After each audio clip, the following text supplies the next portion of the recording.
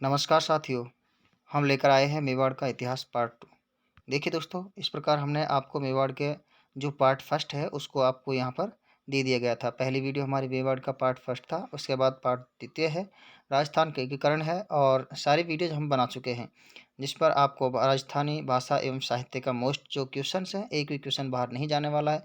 मेरी वीडियो से यदि एक भी क्वेश्चन बाहर चला जाए दोस्तों, उसकी गारंटी मेरी है, लेकिन पढ़ने की गारंटी आपकी है दोस्तों। याद करना, अभ्यास करना ही एक याद करना है। अभ्यास किया तो आपकी जो मेमोरी है वो आपके मस्तिष्क में स्थायी हो जाती है। आइए दोस्तों, चलते हैं मेवाड़ का इतिहास पार्ट 2 की तरफ। देखिए, हमने इससे पहले जो पढ़ा है उसके बाद में क्या शुरू होता है, तो हम यहाँ पर शुरू करते हैं हम्मीर के साथ। जो हम्मीर था, महाराणा हम्मीर था जो था उसके बारे में शुरू करते हैं। देखिए दोस्तों, हम्मीर जो है, तो यहाँ पर हम्मीर का देखिए 1326 से लेकर के 1364 तक यहाँ तक इसका शासनकाल था। हम्मीर का शासनकाल दोस्तों 1326 से लेकर के और 1364 तक था। देखिए, सिसोदा गांव के हम्मीर ने, इसका गांव था सिसोदा, इसने बनवीर सोनागरा को हराकर चित्तौड़ पर आक्रमण करके चित्तौड़ को जीत लिया था दोस्तों। क्या किया था इन्होंने? बनवीर सोनागरा को हराया था और चित्तौड़ पर आक्रमण करके चित्तौड़ को जीत लिया था। चित्तौड़ को जीत लिया तो उसके बाद में यहाँ पर देखिए क्या होता है, चित्तौड़ पर अधिकार हो जाता है हम्मीर का। इसके बाद देखिए, हम्मीर सिसोदा गांव से आया था, अतः इसके वंशज भी क्या कहलाए? सिसोदिया कहलाए। इसके वंशज क्या कहलाए दोस्तों? सिसोदिया कहलाए। हम्मीर सिसोदा गांव से आने के कारण इसके वंशज भी क्या कहलाए? सिसोदिया कहलाए। आगे चलते हैं। इसने बरवड़ी अन्नपूर्णा माता, किसने? हम्मीर ने बरवड़ी अर्थात अन्नपूर्णा माता का मंदिर चित्तौड़ में बनवाया था। दोस्तों, मैंने जो बताया था आपको अगली वीडियोज में पहले भी बताया था, जो एकलिंगनाथ जी का मंदिर है उसका निर्माण भी किसने करवाया था? उदयपुर में एकलिंग जी का निर्माण करवाया था, एकलिंगनाथ जी का निर्माण करवाया था बप्पा रावल ने। किसने करवाया था दोस्तों? बप्पा रावल ने। एकलिंगनाथ जी के मंदिर का निर्माण करवाया था बप्पा रावल ने, एकलिंगनाथ जी। ठीक है, ठीक है, उदयपुर में करवाया था। कहाँ करवाया था? उदयपुर में अर्थात उदयपुर के कैलाशपुरी में। कहाँ करवाया था? कैलाशपुरी। ठीक है, वराह मंदिर का निर्माण किसने करवाया था दोस्तों? वराह मंदिर का निर्माण करवाया था। दोस्तों, मैं पिछली वीडियोज़ के कुछ क्वेश्चन रिपोर्ट कर रहा हूँ, जिससे कि आपको हर शासक में जिसने मंदिरों का निर्माण किया है उन मंदिरों के निर्माताओं का नाम याद रहे आपको। तो दूसरा है वराह मंदिर। वराह मंदिर का निर्माण करवाया था दोस्तों वराह मंदिर। ठीक है, वराह मंदिर का निर्माण करवाया था अल्लट ने। किसने? अल्लट ने, जिसका मूल नाम क्या था? आलू रावल। क्या था? आलू रावल। ठीक है दोस्तों, आलू रावल उसका मूल नाम था। क्या नाम था? आलू रावल। अच्छा, ठीक है। आलू रावल ने एक और बनवाया था, जगत माता का मंदिर। क्या बनवाया था? जगत माता का मंदिर। और जगत माता का जो मंदिर था उसे मेवाड़ का खजुराहो कहते हैं दोस्तों। क्या कहते हैं? मेवाड़ का खजुराहो। ठीक है, हम्मीर ने भी कुछ ना कुछ किया है, तो हम्मीर के बारे में देखते हैं। इसने अन्नपूर्णा माता का मंदिर चित्तौड़गढ़ में बनवाया है। ये क्वेश्चन बहुत ही गजब का है दोस्तों, याद रखने योग्य है आपको, और याद रखना भी चाहिए। आगे देखते हैं। यह है मेवाड़ के गुहिल वंश की इष्ट देवी बरबड़ी माता है। क्या है? मेवाड़ के जो राजा हैं, जो गुहिल वंश है, गुहिल वंश है, और गुहिल वंश का संस्थापक कौन था? गुहादित्य। कौन था दोस्तों? गुहादित्य। ठीक है, गुहादित्य था, और गुहादित्य था, तो गुहादित्य जो है उसने गुहिल वंश की स्थापना की थी, और उसकी इष्ट देवी है, उसे कहा जाता है बरबड़ी माता या अन्नपूर्णा माता। क्या कहा जाता है? बरबड़ी माता या अन्नपूर्णा। गुहिल वंश की इष्ट देवी किसे कहा जाता है दोस्तों? तो बरबड़ी माता को कहा जाता है। ठीक है, और फिर इसके बाद में देखते हैं, मेवाड़ के जो शासक थे गुहिल वंश के, उनकी कुल देवी कहा जाता था बाण माता को। किसे कहा जाता? बाण माता को कहा जाता था। मेवाड़ के कुलवंश गुहिल वंश की जो कुल देवी थी उसे बाण माता, और जो गुहिल वंश की इष्ट देवी थी वो थी बरबड़ी माता। ठीक है दोस्तों, चलो आगे बढ़ते हैं। दोस्तों, मेरा आपसे रिक्वेस्ट है, बड़ी मेहनत के साथ हम आपको नई नई वीडियो लेकर आते हैं हर टॉपिक के साथ, और हर टॉपिक हमारा कंप्लीट होता है, उसमें से एक भी क्वेश्चन बाहर नहीं जाने वाला होता है। हम लोग आपके लिए इतनी मेहनत कर रहे हैं, तो दोस्तों आपका भी थोड़ा सा फ़र्ज़ बनता है, आप हमारी वीडियो को लाइक या सब्सक्राइब बटन दबा दीजिएगा, अपने दोस्तों के लिए शेयर कर दीजिएगा। बस यही हमारे लिए काफ़ी है दोस्तों।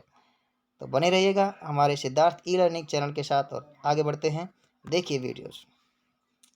ठीक है, आगे बढ़ते हैं। और ये हमने जो बताया है आपको इस तरीके से, तो ये लाइनें हैं आपको फिर से रिपीट हो रही हैं। आप देख सकते हैं सिसोदा गांव से आने के कारण सिसोदिया कहलाए थे। इसके बाद में जो बरबड़ी माता अन्नपूर्णा माता का मंदिर है चित्तौड़गढ़ में बनवाया था किसने? हम्मीर ने। इसके बाद देखिए यह है मेवाड़ के गोहिल वंश की इष्ट देवी बरबड़ी माता, और यह है मेवाड़ के गोहिल वंश की कुल देवी माता बाण माता। कौन सी है?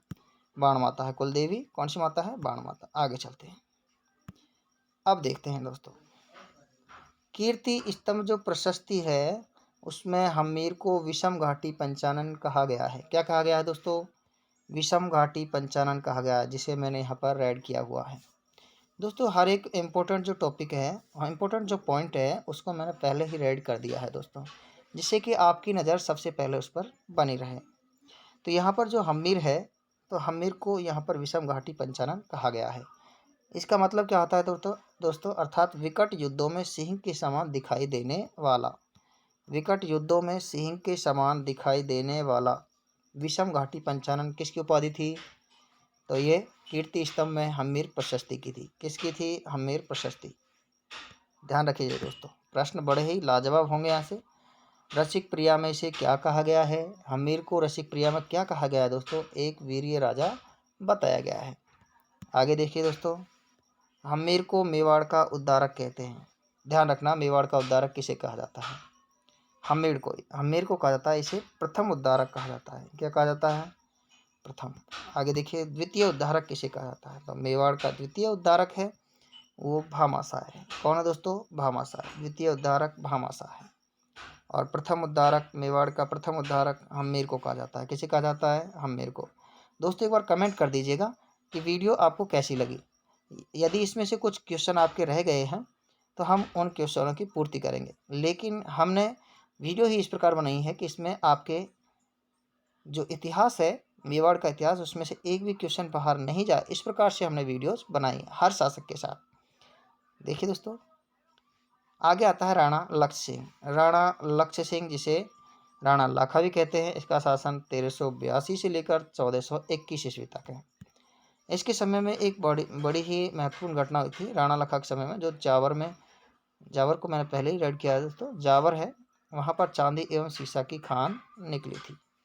ठीक है दोस्तों, जावर में चांदी एवं सीसा की खान निकली थी। किस शासक के समय? राणा लाखा या राणा लक्ष्य सिंह के समय में। 1382 से 1421 की बात है। इसके समय में राणा लाखा के समय में छीतर बंजारे ने, किसने? छीतर बंजारे ने पिछोला झील का निर्माण किया था। किसने किया था? छीतर बंजारे ने। किसने किया था? छीतर बंजारे ने, राणा लाखा के समय में। आगे देखिए दोस्तों, पिछोला झील के किनारे नटनी का चबूतरा स्थित है। पिछोला झील के किनारे क्या है? नटनी का चबूतरा स्थित है। मारवाड़ के राव चूंडा की पुत्री, मारवाड़ के राव चूंडा की पुत्री हंसाबाई की शादी लाखा से इस शर्त पर होती है कि हम हंसाबाई से उत्पन्न पुत्र ही हंसाबाई से उत्पन्न पुत्र ही मेवाड़ का अगला शासक होगा। दोस्तों दोबारा से देखिए, हाँ बात यह है कि मारवाड़ का जो इधर है मेवाड़ और इधर है मारवाड़, ठीक है। अच्छा मारवाड़ की बात करते हैं। मारवाड़ में राव चूंडा की पुत्री है हंसाबाई। कौन है दोस्तों? हंसाबाई। और इधर मेवाड़ के शासक हैं राणा लाखा। कौन है? राणा लाखा या लक्ष्य सिंह, ठीक है। यहाँ राव चूंडा है, जो राव चूंडा अपनी पुत्री की शादी करता है राणा लाखा से, और शर्त रखता है कि इस हंसाबाई से उत्पन्न पुत्र ही आगे क्या होगा? मेवाड़ का शासक होगा। इस तरह की शर्त रखी जाती है। आगे देखिए दोस्तों, राव चूंडा को मेवाड़ या राजस्थान का भीष्म पिता कहा जाता है। राणा लाखा का जो पुत्र था राव चूंडा, उसने क्या कहा था? वो बड़ा पुत्र था, उसके बाद में जो पुत्र उत्पन्न होगा तो वह शासक नहीं होगा। लेकिन राव चूंडा ने प्रतिज्ञा की कि मैं जीवन भर, जो आगे हंसाबाई का उत्पन्न होगा पुत्र वही शासक बनेगा, मैं जीवन भर शासक नहीं बनूंगा। तो इसलिए राजस्थान का भीष्म पितामह कहा जाता है राव चूंडा को। इन्होंने भीष्म के समान प्रतिज्ञा ली थी। राणा मोकल, जो हंसाबाई का बेटा उत्पन्न हुआ था 1421 से 1433 तक। जहाँ पर ये शर्त ये उत्पन्न हुआ है हंसाबाई से पुत्र, तो शर्त के अनुसार राणा मोकल को क्या बनाया गया, मेवाड़ का शासक बनाया गया। ठीक है दोस्तों, आगे चलते हैं। कुंवर चूड़ा मोकल का संरक्षक बनता है। कुंवर चूड़ा क्या बनता है, मोकल का संरक्षक बनता है। लेकिन हंसाबाई, यहाँ भाई नहीं बाई है, लेकिन हंसाबाई के अविश्वास की वजह से, किसकी वजह से, अविश्वास की वजह से, ठीक है, अविश्वास की वजह से कुंवर चूड़ा मालवा होशंग शाह, क्या है, मालवा होशंग शाह के, ठीक है, एक बार देखते हैं दोस्तों क्या हुआ है, मिस्टेक हुई है कुछ, आगे देखते हैं। ठीक है, तो यहाँ कुंवर चूड़ा है और मालवा के होशंग शाह के दरबार में चला जाता है। फिर हंसाबाई है, वो अविश्वास करती है कहीं मेरे पुत्र को ये मार ना दे, इसलिए अविश्वास होने के कारण कुंवर जो चूड़ा है, जिसे राजस्थान का भीष्म पिता कहा जाता है, वह मालवा के शासक होशंग शाह के दरबार में चला जाता है। आगे देखिए दोस्तों, ये देखिए, अब हंसाबाई का भाई, अब हंसाबाई का भाई रणमल संरक्षक बन जाता है, यानी कि मोकल का संरक्षक अब कौन हो गया, रणमल। रणमल नाते में क्या है उसका, मामा, क्या है दोस्तों, मामा। आगे देखते हैं। 1433 में गुजरात के शासक, 1433 में गुजरात के शासक, ठीक है, 1433 में गुजरात के जो शासक हैं, अहमद शाह के आक्रमण को विफल करने के लिए जब मेवाड़ की सेना ने जीलवाड़ा राजसमंद में, ध्यान दीजिएगा, जीलवाड़ा राजसमंद में पड़ाव डाल रखा था, तो चाचा और मेरा मेहता पवार ने मिलकर मोकल की हत्या कर दी। किस किसने, चाचा, मेरा और मेहता, मेहता पवार, किसने, मेहता पवार, तीनों ने मिलकर, मेहता पवार एक ही जगह है, यहाँ अलग नहीं है, मेहता पवार ने मिलकर मोकल की हत्या कर दी। कहाँ पर कर दी, जीलवाड़ा राजसमंद में। कहाँ पर कर दी, जीलवाड़ा राजसमंद में। आगे चलिए, ये देखिए, मोकल ने एकलिंग जी के मंदिर की चार दीवारी का निर्माण करवाया था। तो देखिए, मेवाड़ में मोकल ने क्या किया, एकलिंग जी का मंदिर है, उसकी चार दीवारी का निर्माण कर दिया, एकलिंग जी के मंदिर का। लेकिन पूछा जाए दोस्तों, एकलिंग जी के मंदिर का निर्माण किसने किया, तो जवाब आना चाहिए बप्पा रावल।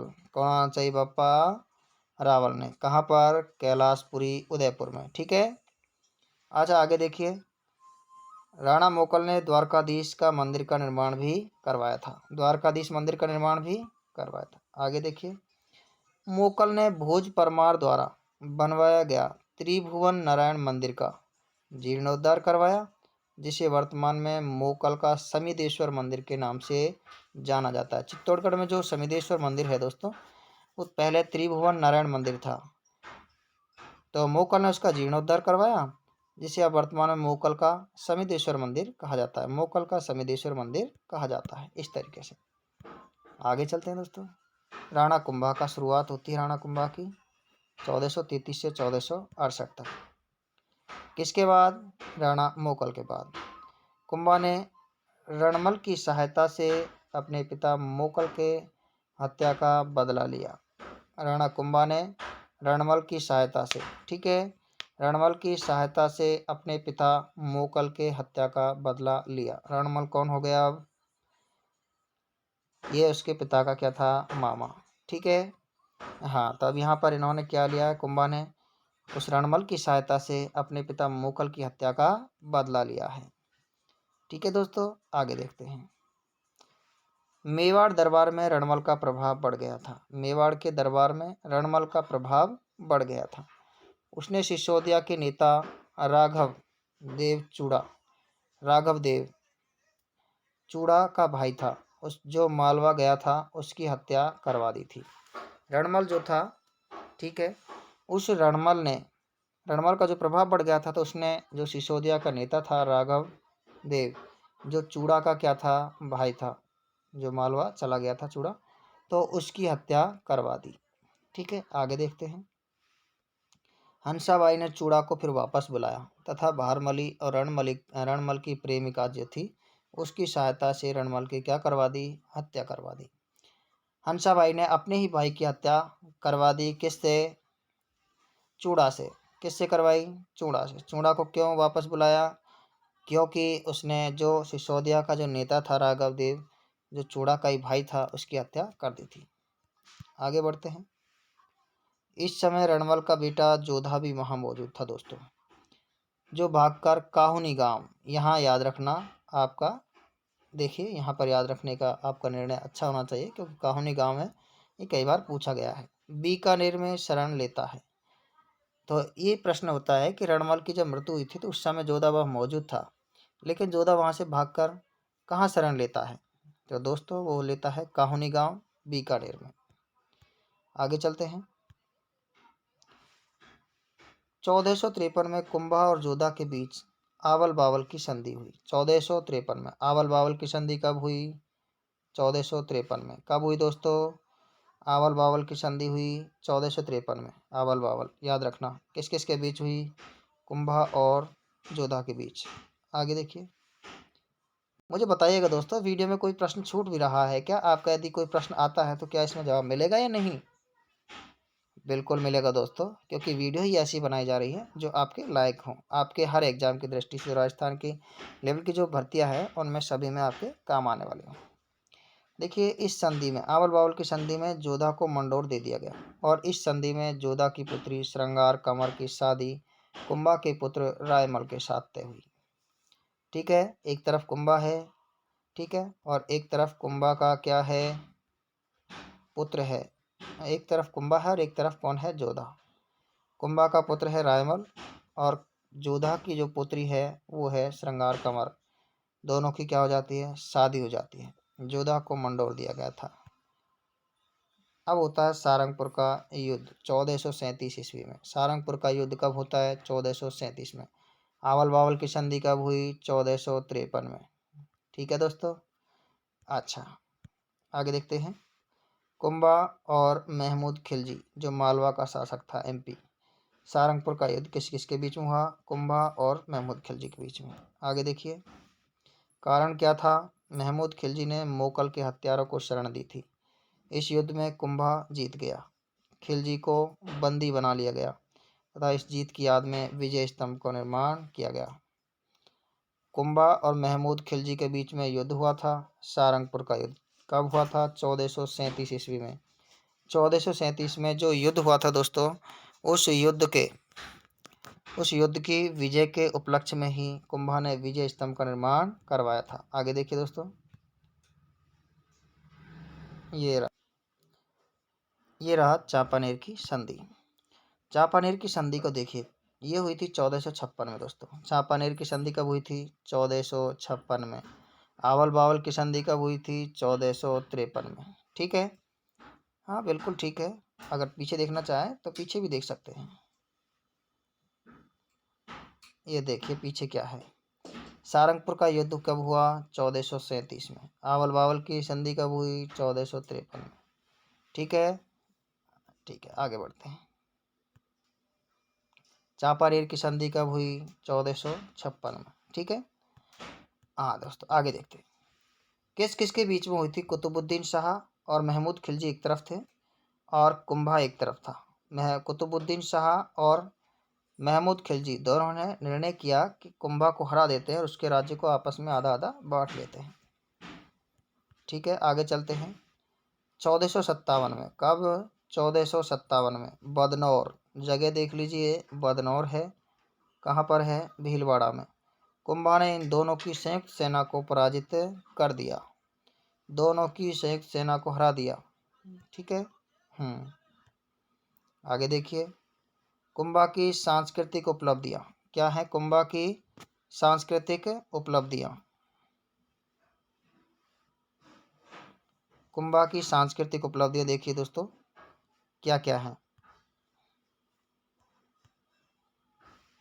विजय स्तंभ 1440 से 1448, विजय स्तंभ का निर्माण।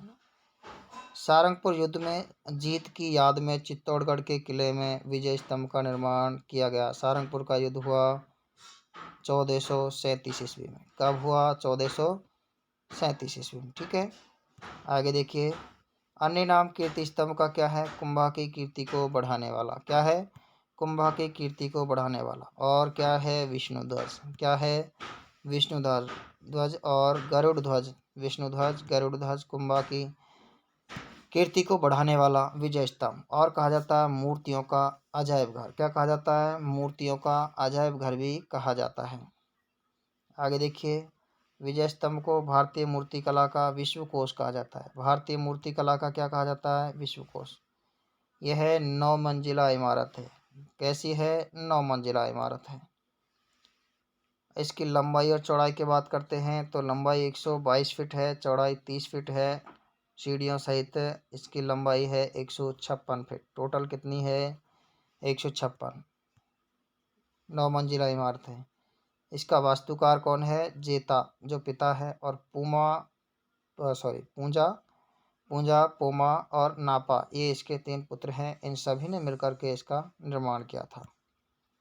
ठीक है, विजय स्तंभ में जो तीसरी मंजिल है उस पर 9 बार अरबी भाषा में अल्लाह लिखा हुआ है, तीसरी मंजिल पर। ठीक है, स्वरूप सिंह ने इस विजय स्तंभ का पुनर्निर्माण करवाया था। महाराजा स्वरूप सिंह ने इसका पुनर्निर्माण करवाया था। ठीक है, यह राजस्थान पुलिस और राजस्थान माध्यमिक शिक्षा बोर्ड एवं अभिनव भारत संगठन का क्या है? प्रतीक चिन्ह है दोस्तों। राजस्थान पुलिस का प्रतीक चिन्ह है और राजस्थान माध्यमिक शिक्षा बोर्ड का भी क्या है? ये प्रतीक चिन्ह है। और अभिनव भारत संगठन का भी प्रतीक चिन्ह है और इस पर डाक टिकट भी जारी हो चुका है दोस्तों। 15 अगस्त 1949 को, 15 अगस्त 1949 की बात है।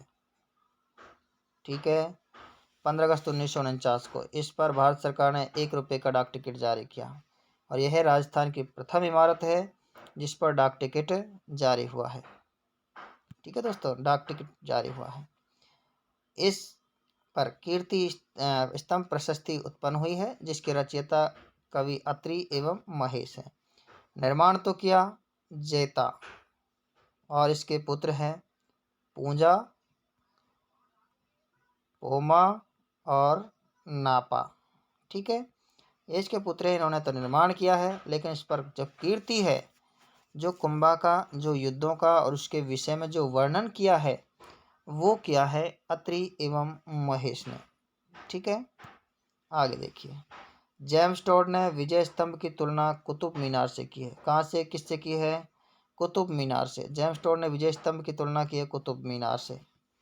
फर्ग्यूसन ने विजय स्तंभ की तुलना की है रोम के टार्जन टावर से दोस्तों। आगे देखिए। जैन कीर्ति स्तंभ है जो 12वीं शताब्दी में जैन व्यापारी जीजा साहब बघेरवाल के द्वारा बनवाया गया था। जीजा बघेरवाल के द्वारा, ये साहब हटा दीजिए, जीजा बघेरवाल के द्वारा बनवाया गया था। ठीक है, जैन कीर्ति स्तंभ 12वीं शताब्दी में जैन व्यापारी जीजा बघेरवाल के द्वारा बनवाया गया था। आगे देखिए। जैन कीर्ति स्तंभ 7 मंजिला इमारत है, ऊंचाई इसकी 25 फीट है। जैन कीर्ति स्तंभ की ऊंचाई कितनी है? 75 फीट है। 25 नहीं, 75 फीट। कितनी है दोस्तों? 75 फीट है। 75 फीट ऊंचाई है इसकी। 7 मंजिला इमारत है। विजय स्तंभ कितना मंजिला है? 9 मंजिला। और इसकी तीसरी मंजिल पर 9 बार अरबी भाषा में क्या लिखा हुआ है? अल्लाह लिखा हुआ है। विजय स्तंभ की कुल ऊंचाई कितनी है? 156 फीट। कितनी है? 156 फीट। ठीक है, आगे चलते हैं। यह भगवान आदिनाथ को समर्पित है। किसको समर्पित है? आदिनाथ को। कौन? जैन स्तंभ कीर्ति, जो जैन कीर्ति स्तंभ है। और विजय स्तंभ किसको समर्पित है? ध्यान देने योग्य बातें हैं छोटी छोटी, कभी क्वेश्चन ऐसे ही बन सकता है। विजय स्तंभ किसको समर्पित है? तो ये विष्णु भगवान को समर्पित है। किसको? विष्णु भगवान को। समझ गए? ओके, आगे चलते हैं। किले। तो ये किले हैं जो किसकी बातें की जा रही हैं इसमें देख लीजिए। कुंभा के द्वारा जो किले हैं, कितने किलों का निर्माण किया गया था वो बात देखिए। अच्छा, आगे आ गया। कविराज श्यामल दास जी की पुस्तक है, कविराज श्यामल दास जी की पुस्तक है वीर विनोद, और उसके अनुसार कुंभा ने मेवाड़ के 84 किलो में से 32 किलो का निर्माण किया था। 84 में से कितने किलों का निर्माण किया? 32 किले हैं, उन किलों का निर्माण कुंभा ने किया था श्यामल दास की पुस्तक के अनुसार। पहला पहला है जिसमें कुंभलगढ़। कुंभलगढ़ राजसमंद में स्थित है और वास्तुकार कुंभलगढ़ के थे मंडन। कौन थे? मंडन इसके वास्तुकार थे। देखिए, कुंभलगढ़ किले को मेवाड़ मारवाड़ का सीमा प्रहरी कहा जाता है। मेवाड़ और मारवाड़ दोनों का सीमा प्रहरी कहा जाता है। क्या कहा जाता है? सीमा प्रहरी। अगला प्रश्न है, इसका सबसे ऊंचा महल कटारगढ़ है। मैंने रेड किया हुआ है दोस्तों पहले से ही, ध्यान रखने योग्य। कटारगढ़, कुंभलगढ़ का सबसे ऊंचा महल कटारगढ़ है, जो कुंभा का निजी आवास था। इसे मेवाड़ की आंख कहा जाता है। मेवाड़ की आंख किसे कहा जाता है? कुंभलगढ़ के किले को, जिसमें कटारगढ़ जो सबसे ऊंचा जो उसका निवास है। कुंभलगढ़ प्रशस्ति के लेखक कौन हैं? तो महेश। कुंभलगढ़ प्रशस्ति के लेखक कौन हैं? महेश अत्री, दोनों ही हैं, ठीक है। लेकिन यहाँ पर विजय स्तंभ में तो दोनों ही हैं, लेकिन यहाँ पर कुंभलगढ़ प्रशस्ति में सिर्फ महेश है। आगे देखिए, अचलगढ़ सिरोही की बात करते हैं। अचलगढ़ का किला कहाँ है? सिरोही में। 1452 में कुंभा ने इसका पुनर्निर्माण करवाया था। 1452 में क्या किया था? पुनर्निर्माण किया था 1452 में। किसका? अचलगढ़ सिरोही का, ठीक है। आगे देखिए, बासंती दुर्ग कहाँ है? सिरोही में। बासंती दुर्ग कहाँ दोस्तों? सिरोही में। मचान दुर्ग कहाँ है? ये मचान दुर्ग है मेरों पर नियंत्रण के लिए। मेरों पर नियंत्रण के लिए मचान दुर्ग कहाँ है? चित्तौड़गढ़ में, ठीक है। भौमट दुर्ग कहाँ है? भील जनजाति पर नियंत्रण हेतु स्थापित किया गया था। ये भी उदयपुर में है। चित्तौड़गढ़, कुंभलगढ़, अचलगढ़ में कुंभ स्वामी मंदिर का निर्माण करवाया। चित्तौड़गढ़ में भी है, चित्तौड़गढ़ में भी है, कुंभलगढ़ में भी है, अचलगढ़ में भी है। कुंभ स्वामी मंदिर का निर्माण कुंभा ने करवाया। किसने करवाया? कुंभा ने। आगे देखिए, चित्तौड़गढ़ में श्रृंगार चमरी मंदिर का निर्माण भी कुंभा ने करवाया। किसने करवाया? कुंभा ने। श्रृंगार चमरी। एकलिंगी मीरा मंदिर का निर्माण करवाया और सारणेश्वर मंदिर का निर्माण भी करवाया। मैं आपसे पूछता हूँ, वराह मंदिर का निर्माण किसने करवाया दोस्तों? वराह मंदिर का निर्माण किसने करवाया? कमेंट में उत्तर दीजिएगा दोस्तों, किस शासक के द्वारा वराह मंदिर का निर्माण करवाया। और एक प्रश्न और पूछूंगा, और बताइए, मेवाड़ का खजुराहो, मेवाड़ का खजुराहो,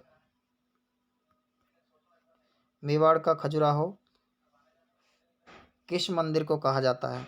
कमेंट में उत्तर दीजिएगा दोस्तों। आगे देखिए, 1439 में एक जैन व्यापारी धरणक शाह, उसने रणकपुर के जैन मंदिरों का निर्माण करवाया था। रणकपुर के जैन मंदिरों का निर्माण करवाया था। अच्छा, रणकपुर के जैन मंदिर धरणक शाह के द्वारा। रणकपुर के जैन मंदिरों में चौमुखा मंदिर सबसे महत्वपूर्ण है और इस मंदिर में आदिनाथ भगवान की मूर्ति है। इसमें 1444 स्तंभ हैं, इसलिए इसे स्तंभों का अजायब घर कहा जाता है। रणकपुर के जैन मंदिर को स्तंभों का अजायब घर कहा जाता है। इसमें चौमुखा जैन मंदिर जो है सबसे प्रमुख है। चौमुखा मंदिर का जो वास्तुकार था वो था देपाक। कौन था दोस्तों? देपाक। कुंभा को राजस्थान की स्थापत्य कला का जनक कहा जाता है। कुंभा को राजस्थान की स्थापत्य कला का क्या कहा जाता है? जनक कहा जाता है। कुंभा एक अच्छा संगीत और वीणा वादक था दोस्तों। कुंभा क्या था? एक अच्छा संगीत और वीणा वादक था, ठीक है। कुंभा के संगीत गुरु सारंग व्यास थे। कुंभा के संगीत गुरु कौन थे? सारंग व्यास थे। प्रश्न बड़े ही लाजवाब हैं दोनों। आगे भी देखिए, एक और है, कुंभा के आध्यात्मिक गुरु कौन थे? हीरानंद। कुंभा के संगीत गुरु सारंग व्यास। संगीत फॉर सारंग, आध्यात्मिक हीरा नंद, ठीक है। अच्छा संगीत वादक था, वीणा वादक। आगे देखिए, कुंभा के द्वारा रचित कुछ ग्रंथ हैं, जिसमें सुधा प्रबंध, कामराज रतिसार, सुधा प्रबंध, संगीत मीमांसा, संगीत राज, हरिवर्तिका, नृत्य रत्न कोश, नवीन गीत गोविंद वाघ है, संगीत रत्नाकर है, सूड प्रबंध है, संगीत क्रम दीपिका है। ये इतने सारे इसके ग्रंथ हैं। सुधा प्रबंध, कामराज अतिसार, प्रतिसार, संगीत सुधा, संगीत मीमांसा, संगीत मीमांसा, संगीत राज, हरिवर्तिका, नृत्य रत्न, नवीन गीत गोविंदवाग, नवीन गीत गोविंदवाग एक ही है, संगीत रत्नाकर, सूड प्रबंध और संगीत क्रम दीपिका, ये सारे के सारे कुंभा के द्वारा रचित ग्रंथ हैं दोस्तों। कुंभा की पुत्री रमाबाई, जो वागीश्वरी नाम से कविताएं लिखा करती थी, इसको याद रख लीजिएगा दोस्तों। इसमें सबसे ही इम्पोर्टेंट है, क्या है इम्पोर्टेंट, ये प्रश्न बड़ा इम्पोर्टेंट होगा इसमें से, कि कुंभा की पुत्री रमाबाई किस नाम से कविताएं लिखा करती थी। तो दोस्तों क्या होगा आंसर, वागीश्वरी। तो दोस्तों कैसी लगी हमारी वीडियो, यदि पसंद आई हो तो दोस्तों हमारे चैनल पर नए हो तो सब्सक्राइब कर लीजिएगा, क्योंकि आने वाली वीडियोज है वो आपको सबसे जल्दी प्राप्त हो सके, इसलिए नोटिफिकेशन भी दबा दीजिएगा, बेल आइकन को प्रेस कर लीजिएगा, लाइक और शेयर सब्सक्राइब कर दीजिएगा दोस्तों अपने दोस्तों के लिए भी, जिससे कि हमारी वीडियो उनके पास जल्दी से पहुंच जाए। तो दोस्तों देखिए कुंभा की उपाधियाँ कौन कौन सी थी, और ये हिंदू सुल्तान है जो मुसलमानों को हराने के कारण हिंदू सुल्तान थी। अभिनव भट्टाचार्य क्यों है, अभिनव भट्टाचार्य संगीत उपलब्धियों के कारण। आगे देखिए राणा रासो, राय रायन और राय रासो, यानी कि राणाओं का अध्यक्ष। हाल गुरु किसे कहा जाता है, पहाड़ियों के दुर्ग जीतने के कारण है हाल गुरु कहा जाता है। उपाधियों को देख लीजिए, कुंभा के उपाधियाँ हिंदू सुल्तान है, अभिनव भट्टाचार्य है, राणा रासो है, राय रायन है और राय रासो है, हाल गुरु है, चाप गुरु है। हाल गुरु है और चाप गुरु है। चाप गुरु का मतलब एक अच्छा धनुर्धर होने के कारण। आगे देखिए छाप गुरु भी है, छापामार गोरिल्ला युद्ध के कारण। परम भागवत की उपाधि भी है, आदि वराह है, दान गुरु है, आशुपति, नरपति, राजगुरु, बहुत सारी उपाधियां हैं जिनमें आपको याद रखने योग्य है जो यहाँ पर लिखी हुई है। ठीक है। कुंभा को संगीत विश्वम्बरो भी कहा जाता है, कुंभा को संगीत विश्वम्बरो भी कहा जाता है दोस्तों। कुंभा को उन्माद रोग हो गया था, कुंभा को उन्माद रोग हो गया था, उसकी हत्या उसके बेटे उदा ने की थी। किसने की थी, कुंभलगढ़ के किले में कर दी थी किसने, उदा ने। किसने की थी, उदा ने। बहुत बहुत धन्यवाद दोस्तों हमारी वीडियो देखने के लिए, और हमारे चैनल को सब्सक्राइब कर लीजिएगा अधिक से अधिक वीडियोस प्राप्त करने के लिए।